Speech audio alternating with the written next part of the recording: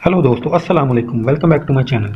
दोस्तों, नई दिल्ली भारत में शादी के मौका पर दुल्हन ने अपनी शरीक हयात को 21 खतरनाक सांपों का तोहफा देकर सबको हैरान कर दिया।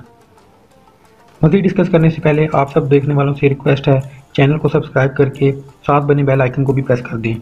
भारतीय मीडिया रिपोर्ट के मुताबिक जोया कबीले से ताल्लुक रखने वाली खवातीन शादी की रात दूल्हे को 21 जहरीले सांपों का तोहफा देती हैं। इस सिलसिले में शादी की ये रस्म भी अदा की गई।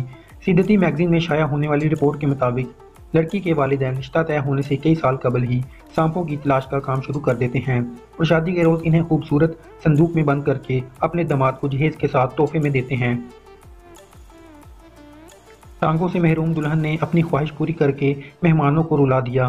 रिपोर्ट के मुताबिक सांपों का तोहफा कबीले के हमायदीन के सामने फखरिया अंदाज से पेश किया जाता है। इस मौका पर लड़की के घर और खानदान के अफराद भी मौजूद होते हैं। फरसुदा रस्म के दौरान अगर कोई संदूक सांप में मर जाए तो इसे बुरी अलामत समझा जाता है। कबीले वालों का मानना है कि अगर किसी शादी में ऐसा वाक़या हो तो वह जोड़ा ज़्यादा अरसे तक साथ नहीं रह सकता और अगर ऐसा हो जाए तो शादी कामयाब बनाने के लिए लड़की को गंजा किया जाता है।